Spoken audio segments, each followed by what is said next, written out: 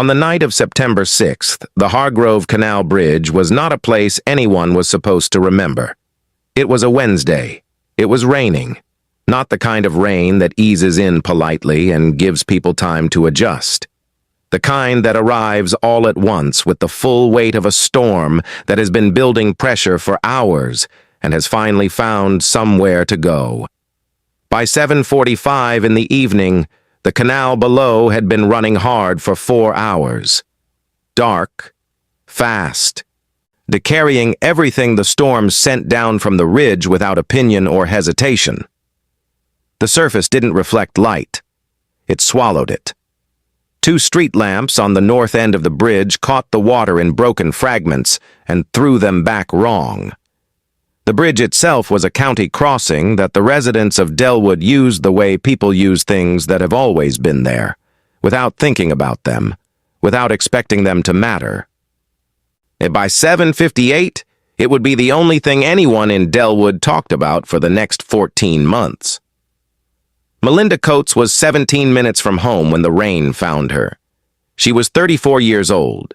She had been a registered nurse for 8 years, the last 4 in the pediatric unit at Delwood General, where the hours were long and the work carried the specific gravity of other people's fear absorbed quietly across a 12-hour shift, because that was the job and she was built for it. And tonight had been the ordinary kind of hard, not catastrophic, just accumulated. She had held the hand of a 9-year-old during a procedure that frightened him. She had delivered news to a mother that no mother wants to hear, and watched the woman hold herself together with the particular composure of someone who would fall apart later, privately, when the children were asleep. She had eaten nothing since noon. Her scrubs were dark burgundy, Delwood General Standard. Still carrying the faint antiseptic smell of the unit that follows nurses home the way certain kinds of work follow people, not unpleasantly, just honestly. Her bag sat on the passenger seat. Inside it, her hospital ID on its lanyard, her phone, a water bottle she had refilled twice and barely touched, and a container of jollof rice she had packed that morning with every intention of eating and no opportunity to do so.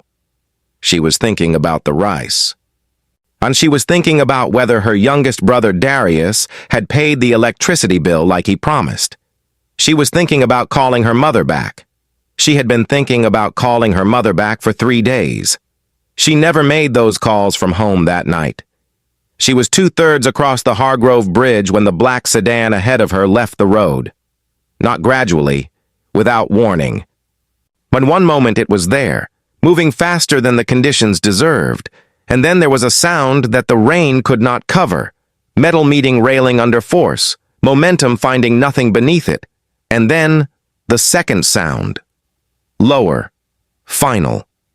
The sound of weight entering water that had no intention of giving it back.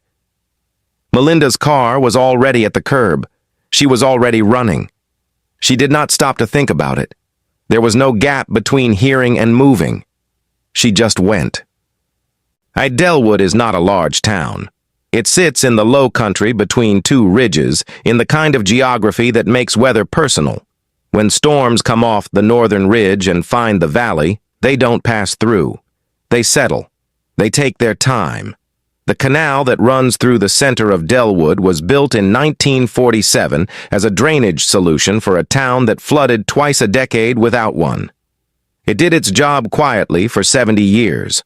Most residents forgot it was infrastructure, and it became scenery. Something you drove over without looking down. On the night of September 6th, the canal was not scenery. The rain had started at 3:40 in the afternoon, light at first, the kind that makes people glance at the sky and continue with their day. By 5 o'clock, it had committed.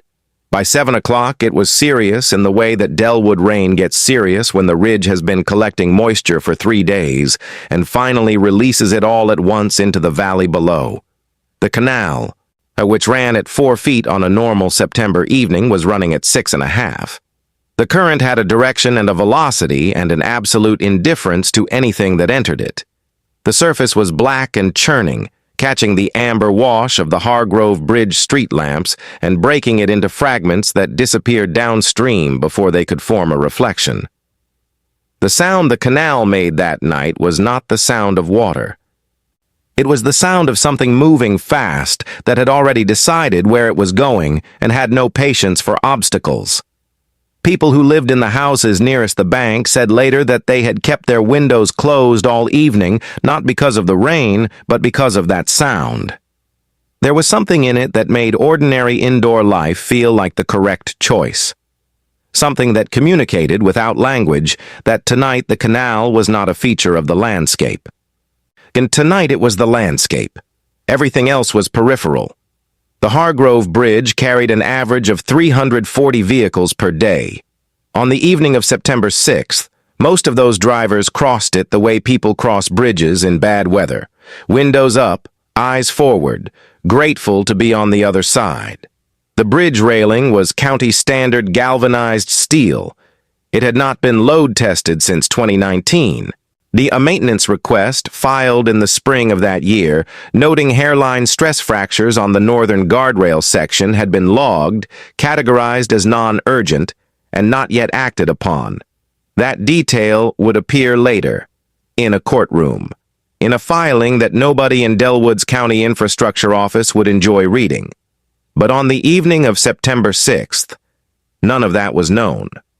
The bridge was just a bridge. The canal was loud and dark and fast beneath it. And 17 minutes away, Melinda Coates was finishing the last hour of her shift, thinking about rice and unpaid bills and a brother who didn't answer his phone. The storm had been building all day. It had found somewhere to go. Melinda Coates had not planned to be a nurse the way some people plan things, with intention and a clear line from decision to destination. She had planned to be an accountant. She had lasted 14 months in an accounting program at Delwood Community College before a conversation with a professor who told her she was too emotionally engaged with other people's problems to sit behind numbers all day. She had gone home that evening and thought about it seriously. Then she had transferred to the nursing program. That professor had been correct, and she had never once regretted proving him right. See, 8 years later, she was the kind of nurse that pediatric units are built around without knowing it, the kind that the newer staff watched quietly to learn things that weren't in any training manual. How to read a child's fear before it became resistance. How to speak to a parent who was holding themselves together with nothing left. How to stay in a room where everything was going wrong and be the thing in it that wasn't. And she had the specific posture of someone who had spent the better part of a decade on her feet across 12-hour shifts, upright, economical, carrying herself in a way that conserved energy because energy was a resource, and the shift always lasted longer than expected. She was solidly built. 5'4". She wore her hair pulled back on shift days, practical, deliberate, the way she approached most things. And her colleagues at Delwood General had a word for the way Melinda moved through the unit on difficult days. They called it steady, not unfeeling, not detached. Steady the way a well-built structure is steady, because the foundation was right and the load had been calculated honestly. Tonight had asked a lot of her. A 7-year-old named Caleb had come in at noon with a fever that turned into something more complicated by 3 o'clock. Melinda had stayed with his mother through the hours when the answers weren't clear yet, sitting beside her in the specific silence that isn't empty but isn't comfortable either. By 6 o'clock, Caleb was stable. His mother had held Melinda's hand for a moment longer than necessary when she left and had not said anything and had not needed to. That was the ordinary texture of the job. That was what 8 years of it looked like from the inside. She clocked out at 7:31. She texted Darius, "Did you pay it?" No reply. She picked up her bag from her locker, felt its familiar, unreasonable weight, and walked to the parking structure on the south side of the building. The rain hit her in the 10 steps between the exit door and her car, full and immediate. She got in, started the engine, and pulled up her route home. 17 minutes. Straight across Hargrove Bridge. She found the rice container in her bag at the first red light and set it on the passenger seat. She was going to eat it cold in the car. She had earned it. She never opened it. Not the rain, not the engine, not the wipers working hard against the windshield in the steady mechanical rhythm she had stopped hearing 3 miles back. Something underneath all of that. Something that didn't belong to the weather or the road or any of the ordinary sounds a Tuesday night produces when you are 17 minutes from home and thinking about rice and an unanswered text. A wrenching, a tearing impact. Metal finding the bridge railing under serious force. Not a tap, not a graze, but the full committed percussion of a vehicle that had already lost the argument with physics and was simply completing the sentence. It came from ahead and to the left, and it lasted less than 2 seconds, and it was loud enough to cut through everything. The rain on the roof, the wipers, the low hum of the radio she wasn't listening to. Melinda's foot was on the brake before her mind had formed a thought about it. Then the second sound arrived, and the second sound was worse, lower than the first, quieter in the way that final things are quiet.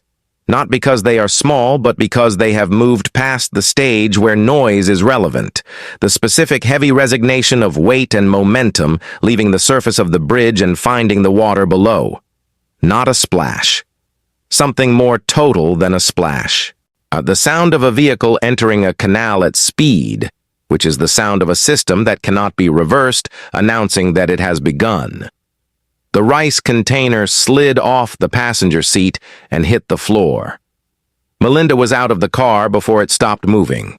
She did not make a conscious decision to do this.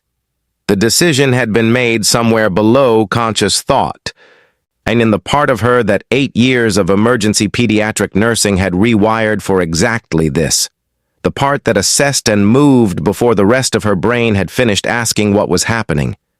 The rain hit her immediately. Full force. Her scrubs soaked through in seconds, the burgundy going dark, the fabric plastering itself to her arms and shoulders as she ran toward the bridge railing where the gap was. The gap was real, a section of guardrail, the northern section, and the one with the hairline fractures nobody had gotten around to fixing, had given way cleanly. The broken ends were bright where the metal had separated, almost white against the dark, wet steel around them, catching the street lamp in a way that made the damage look almost deliberate. She looked over the edge. The sedan had gone in nose first. The headlights were still on beneath the surface, illuminating the canal floor in a pale cone that made the darkness above it darker by contrast.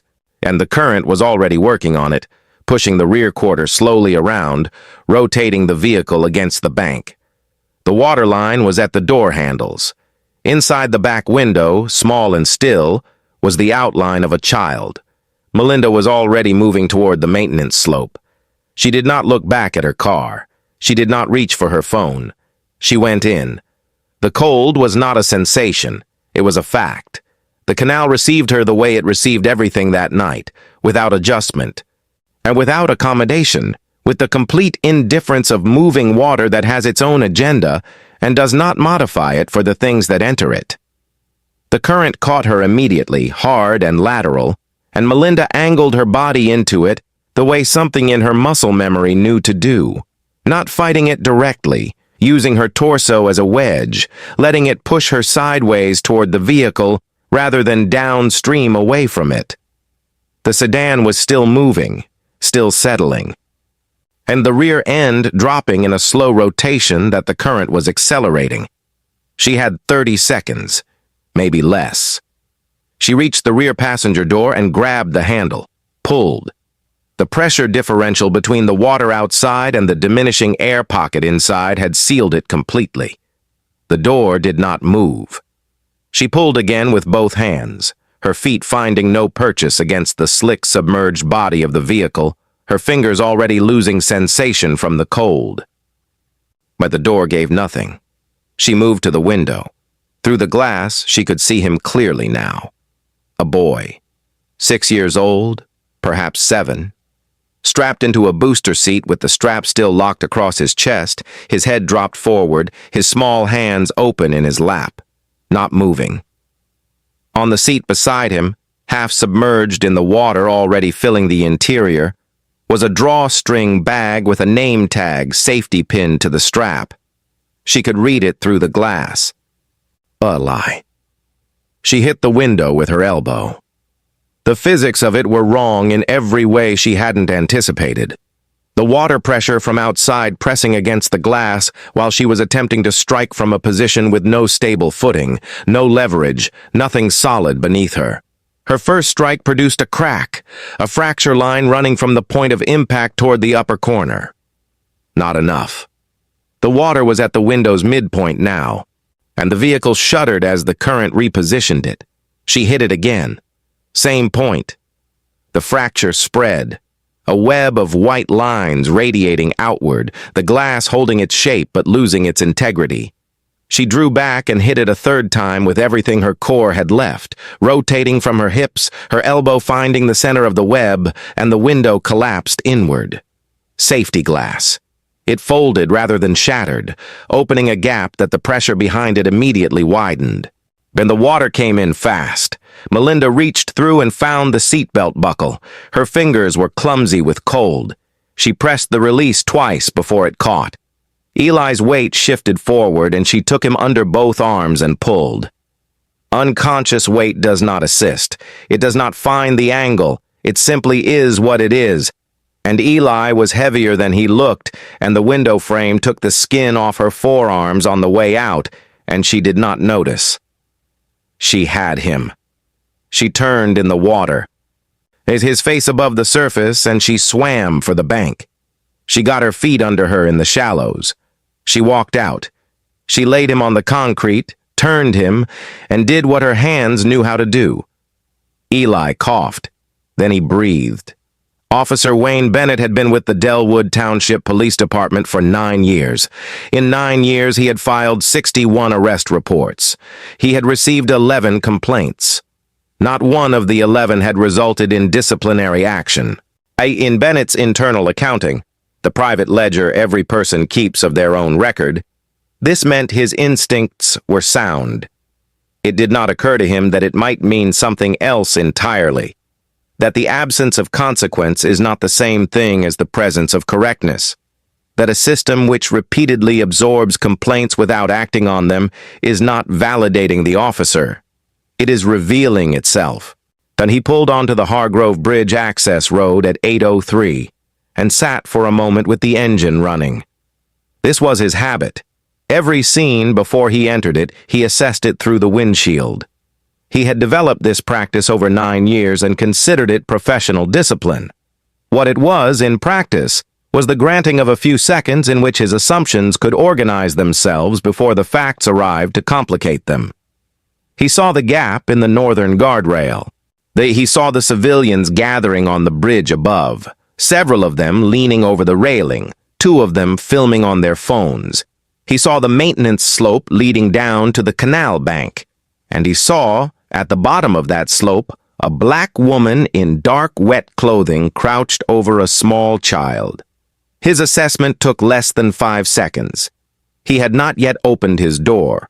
He registered the child as a white male. He registered the woman as unknown, wet, and black. And he registered her hands moving across the child's back and chest. He did not register this as medical. He registered it as contact.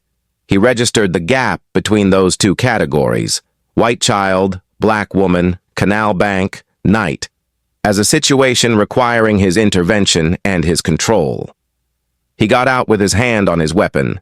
He took the maintenance slope carefully, which was the only careful thing about what followed. Melinda was still crouched over Eli when Bennett reached the bottom. But Eli was breathing steadily. His color was returning. Melinda's forearms were bleeding where the window glass had taken the skin, and the blood was mixing with the canal water still running off her scrubs in thin, dark lines across the concrete. She had one hand on Eli's back, monitoring his respiration with the automatic competence of someone who had done this 1,000 times in better conditions. Bennett looked at her hands. He did not look at them the way a person looks at wounds, and he looked at them the way a person looks at a problem. Step away from him. Hands where I can see them. Melinda looked up. She took him in completely and immediately, the hand on the weapon, the posture, the expression that had already made its determination before he had asked a single question. "I'm a nurse," she said. Her voice was level. "That child was in the canal. I pulled him out. He needs to be kept on his side until the paramedics—" I said, "Hands up.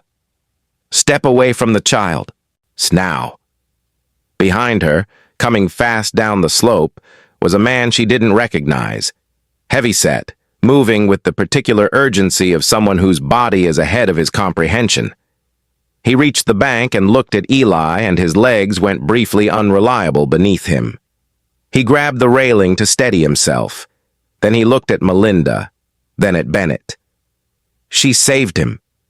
His voice cracked on the second word. "I watched her from the bridge. She went into the water. She pulled him out. Why, that's my son." Bennett looked at the man, then back at Melinda. "Sir, step back from the scene. She saved my son's life. She is a nurse. You need to step back." Eli's father stepped back. Not because he agreed, because the hand was still on the weapon, and he did not know what else a person does when the hand is still on the weapon. He kept his eyes on Eli. Breathing. Alive. Breathing. He did not understand what was happening. He could not make it stop. A paramedic came down the slope behind Eli's father. The first unit had arrived on the bridge above and was sending personnel down on foot. She reached the bottom of the slope with her kit, took in Melinda's position over Eli, read the scene in the practiced way that emergency responders read scenes, quickly, accurately, without the interference of assumption, and moved toward them. Bennett turned and said, "Hold on." She stopped. Because his hand was still on his weapon, and stopping was the only rational response to that specific fact. Melinda looked at the paramedic. The paramedic looked at Melinda. Something passed between them that required no language, a recognition, a shared understanding of what was happening on this canal bank that neither of them had the power to stop. "What is she being detained for?" the paramedic said. Bennett didn't answer her. He was looking at Melinda. "Turn around, and hands behind your back." Melinda did not move immediately. Not from resistance, from the deliberate choice to use the last moment available to her to say the thing that needed to be in the record, spoken clearly, with witnesses present. "I need you to tell me what I am being detained for." Her voice was steady. 8 years of holding her voice steady in rooms where everything was going wrong had built something in her that Bennett's authority could not reach. Not tonight, not on this bank, not after what her hands had just done. "I am a registered nurse. I pulled that child out of a sinking vehicle. There are people on this bridge who filmed it. That man is his father. I need you to tell me what I have done." Bennett looked at her for a moment that had no generosity in it. "Turn around. Last time." This time he said it with his weapon at a 45-degree angle toward the bank, not pointed at her, pointed at the ground near her. The difference, in practical terms, was not as large as it should have been. Melinda turned around. The zip ties went on over the lacerations on both forearms. Over the wounds, the window glass had opened when she drove her body through a submerged car to reach a child she had never met. The plastic cinched tight across cuts that had not been cleaned, had not been dressed, were still seeping canal water and blood onto the concrete of the bank. She did not make a sound. Making a sound was not going to stop this. She understood that now, with the specific and terrible clarity of a person who has just watched the situation declare what it is. "Tampering with an active scene," Bennett said, already moving her toward the slope. "Obstruction of an emergency investigation." The words landed like what they were, not law, not reason. words pulled from the vocabulary of official procedure and arranged in the 4 seconds before he had opened his car door into a justification for a conclusion he had already reached before he knew a single fact about what had happened on this bank. Melinda let him walk her up the slope. At the top, she could see the phones, 9, maybe 11, held up along the bridge railing in the rain, their screens bright, recording everything. She could see the paramedic below finally reaching Eli, finally doing what needed to be done 2 minutes earlier. She could see Eli's father kneeling beside his son with one hand on the boy's chest and his face turned upward toward her with an expression that had no single name. She had spent 8 years being trusted with the worst moments of people's lives. She had never once been asked by any institution whether she was safe to be in those moments. One institution had just answered that question differently. Like she got into the back of the patrol car without resistance. She was not going to give Bennett the additional satisfaction of anything more than her compliance. She sat with her bound hands behind her back and she watched through the rain-streaked window as the paramedic worked on Eli. She watched his chest rise, fall, steady and alive. She thought about Darius in the apartment waiting for her. She thought about the rice container on the floor of her car. She thought that if she had taken the long way home tonight, none of this would have happened. Then she thought about Eli breathing. She decided she would do it again. A 24-year-old named Jordan Prices had been filming from the moment Melinda went into the water. He had been crossing the Hargrove Bridge on foot when the sedan left the road. He had his phone out before the second sound finished. He had footage of Melinda descending the maintenance slope at speed. And he had footage of her entering the canal. He had footage, continuous and uninterrupted, of the extraction, the 3 strikes on the window, the reach through the gap, the pull, the walk out of the water with Eli against her chest. And he had footage of Bennett arriving, of the zip ties going on over the wounds, of Melinda being walked up the concrete slope with her hands bound behind her back while the paramedic finally reached the child she had pulled from the canal. Jordan posted it at 8:41 with a caption that was 7 words long. She saved him. They arrested her for it. He had 318 followers. Within 35 minutes, the video had been viewed 9,000 times. Within the hour, it had been shared by 2 local news accounts and a regional civil rights organization with 47,000 followers. By midnight, it had cleared 180,000 views and was being picked up by national aggregators who recognized in its central image a woman in soaked burgundy scrubs, in hands bound, being walked away from a child she had just pulled from a canal, something that required no caption at all. Across town in the waiting room of Delwood General's emergency department, a man named Curtis Okafor sat with his phone in both hands and watched the video 4 times. He was Eli's father.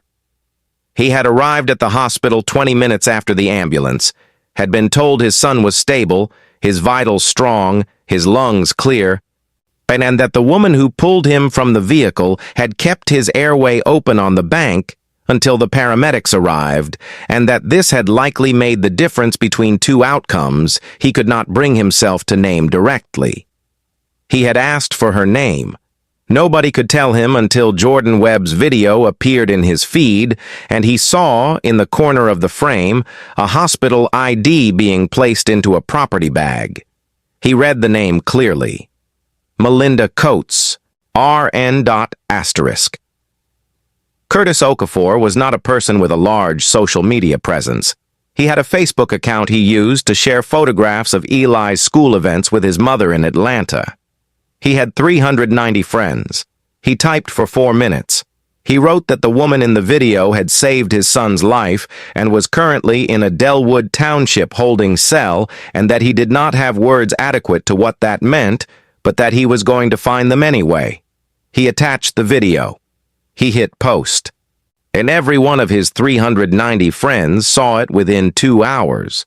Most of them shared it. By 6 o'clock the following morning, Jordan's video had been viewed 1.2 million times.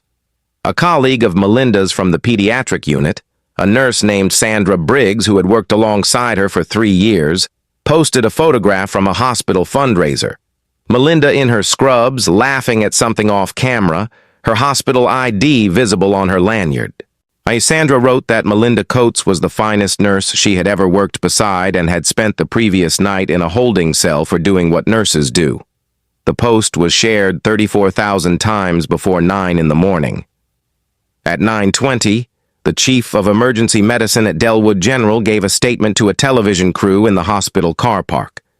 He did not raise his voice, and he said that if the message being delivered by Delwood Township PD was that medical professionals should hesitate before intervening in emergencies for fear of arrest, then Delwood Township had a problem that extended far beyond one incident on one evening. The clip ran on every major network by noon. By 2 o'clock in the afternoon, justice for Melinda was the first trending topic nationally. Across town in his apartment, Wayne Bennett read the coverage on his laptop with the focused attention of a man assessing damage. He had been placed on administrative leave pending review. Standard procedure, something he had experienced twice before, something that had twice resolved without findings. He texted his union representative. The reply came in 3 minutes. "Sit tight. We've seen this before. It moves on." He believed this. It had always been true before. He did not yet understand that before was over. So Melinda was released at 6:50 in the morning on her own recognizance. No charges formally filed. The paperwork read pending further review, the specific language institutions use when they have made a mistake and are not yet prepared to say so out loud. She walked out of the front entrance of Delwood Township PD into a Thursday morning that had stopped raining and smelled of wet pavement and something that might have been autumn arriving early. There were 4 camera crews outside. A woman was standing apart from them to the left of the entrance steps, 50 years old, compact, precisely dressed, with a leather portfolio under one arm and the specific quality of stillness that belongs to people who have learned to conserve energy for what matters. She was watching Melinda with the attention of someone who had been waiting and had used the waiting productively. She walked over before the cameras reached the steps. "Melinda Coates." Not a question. "My name is Renee Castillo. I am a civil rights litigator. I have been here since 4 o'clock this morning." She handed Melinda a card and in the same movement positioned herself between Melinda and the approaching cameras with a fluency that looked architectural. "Don't say anything to them yet, but we need to talk first." "How do you know my name?" Melinda said. "I have known Wayne Bennett's name for 4 years, Renee said. "Yours I learned last night." She had a car waiting. So Renee's office was 11 minutes from the precinct on the 4th floor of a building on Meridian Street.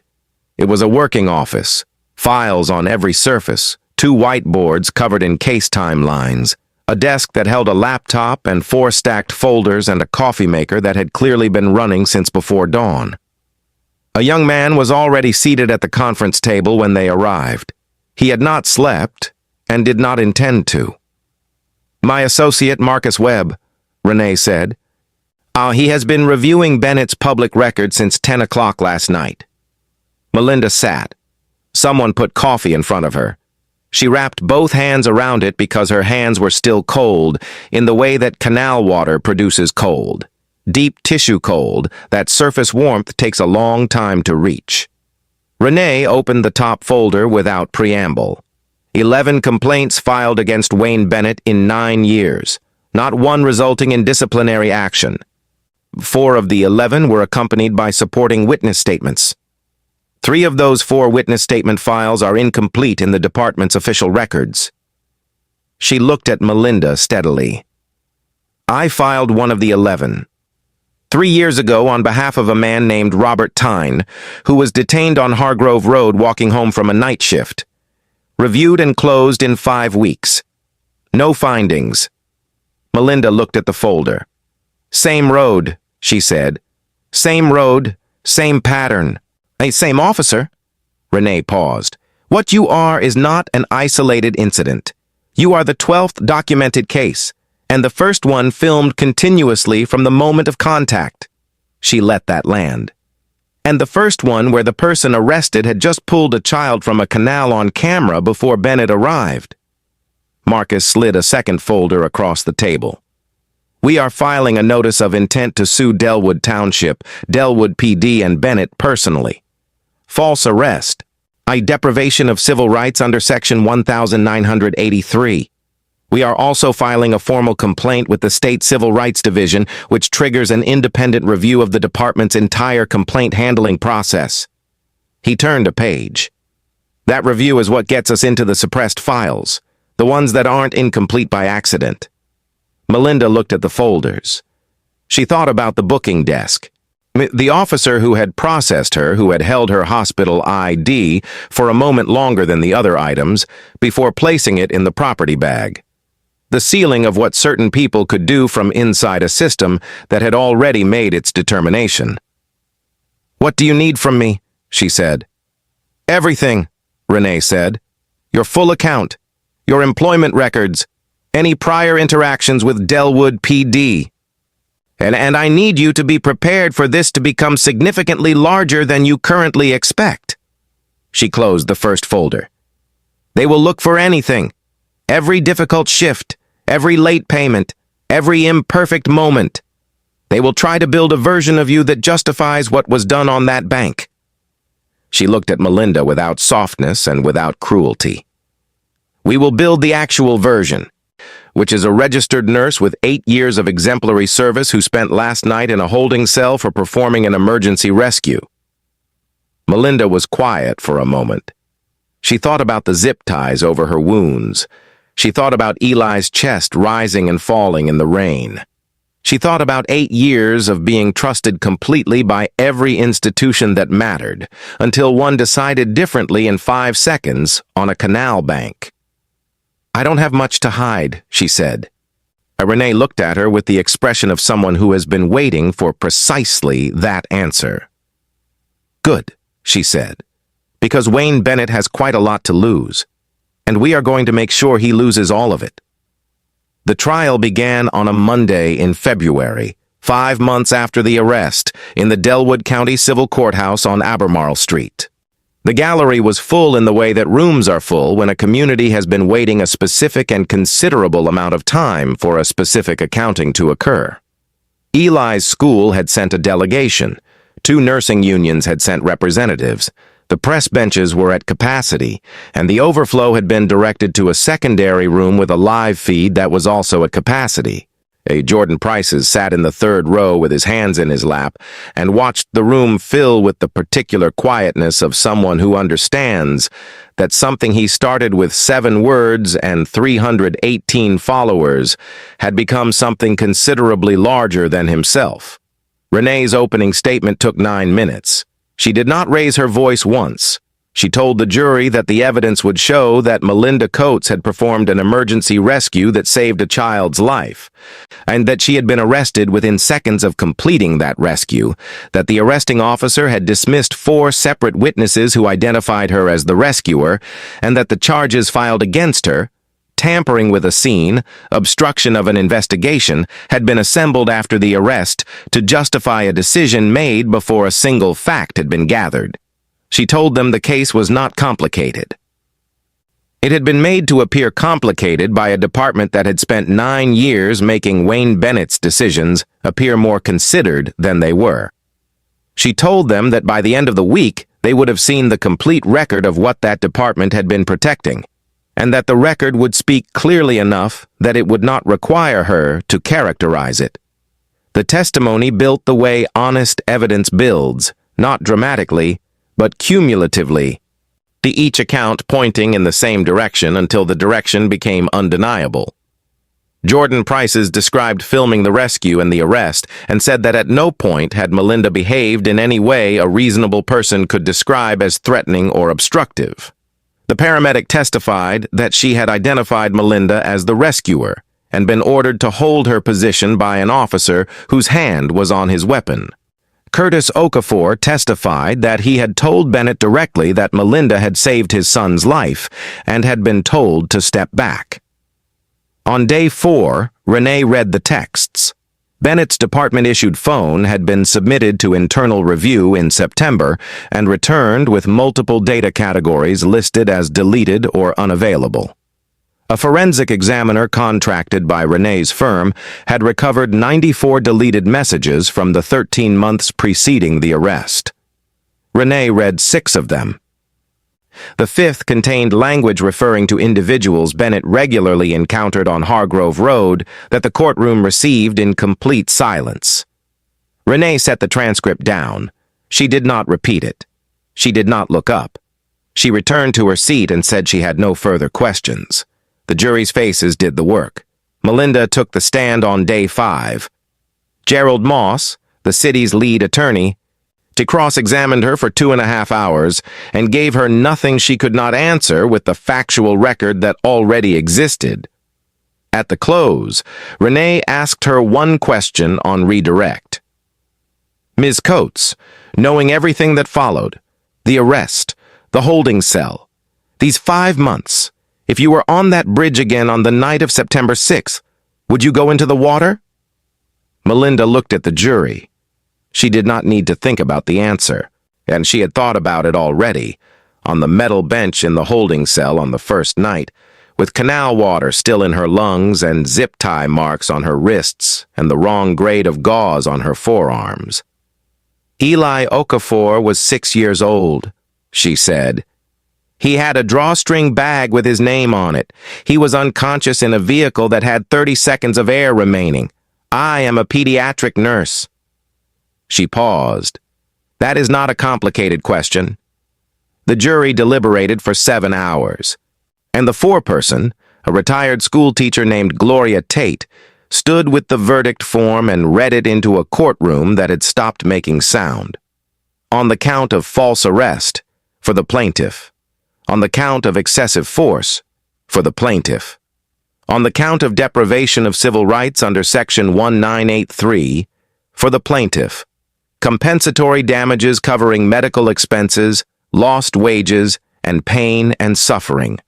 $900,000. And the gallery absorbed this in the specific silence of people doing arithmetic. Then Gloria Tate read the punitive award. $10 million. Intended to communicate to Delwood Township and Delwood Township PD that what had been done on the bank of that canal on the evening of September 6th was not a reasonable decision made under difficult conditions. It was a pattern, and patterns had prices. Total award, $10.9 million. Melinda sat very still. Renee placed a hand on her arm. Judge Sandra Owie waited for the gallery to settle. Then she announced she was referring the evidence presented, including the forensic recovery of deleted communications, to the Delwood County District Attorney's Office with a recommendation for criminal investigation into Officer Wayne Bennett and into the department's complaint review processes. She brought the gavel down. Bennett was terminated the following morning. The criminal indictment came 6 weeks later. The 3 supervisors who had reviewed and closed his complaints without full investigation were subject to a separate proceeding that resulted in 2 resignations and 1 termination. Delwood Township PD entered a federal consent decree requiring independent oversight, mandatory body camera protocols, and a civilian review board with actual investigative authority. It was not perfect. It was the floor. 1 year after the arrest, and the Coates Foundation held its first emergency response and legal rights training in a community center on Hargrove Road, 400 yards from the canal. Melinda stood at the front of a room that held 38 people, nurses, teachers, transit workers, 2 off-duty firefighters who had heard about it and driven 40 minutes to attend, a retired paramedic who sat in the front row with a notepad and wrote down everything. And she taught them what her hands had known on the night of September 6th, how to assess a submerged vehicle, how to identify the correct strike point on safety glass, how to clear an airway on a bank in the rain with nothing but what you came with. And when the practical instruction was finished, she stood with a woman named Kezia Morris, 28 years old, a home health aide from the east side of Delwood, and handed her the Foundation's first certificate of completion. They shook hands. Psychasia said she hoped she never needed any of it. Melinda said she hoped so too, and meant it. And meant the other thing also, which was that if Kezia ever did need it, she would now know what to do, and would know that someone would stand beside her when she did. Eli Okafor turned 7 in November. Now, he had a birthday party at the indoor trampoline park on the south side of Delwood with 9 friends from his class, and a cake his mother made in the shape of a dinosaur, because dinosaurs had recently become his primary area of interest, and everything else was secondary. He bounced until his legs gave out, and then he sat on the bench and ate 2 pieces of cake and fell asleep in the car on the way home. He was not at the Canal that evening. He was not anywhere near it. Yeah, he was asleep in his own bed in the complete and total unconsciousness of a 7-year-old who has had a full day, with no awareness of how contingent a full day can be. Of how many things have to go right for an ordinary evening to remain ordinary. His father knew. He thought about it sometimes. Not every day. But on the days when the thought arrived, he let it arrive, and then he let it pass, because that was the only thing to do with it. And because Eli was asleep in the next room, and that was the answer to everything the thought contained. The Hargrove Canal Bridge was repaired in January. New railing engineered to a higher load specification than the original.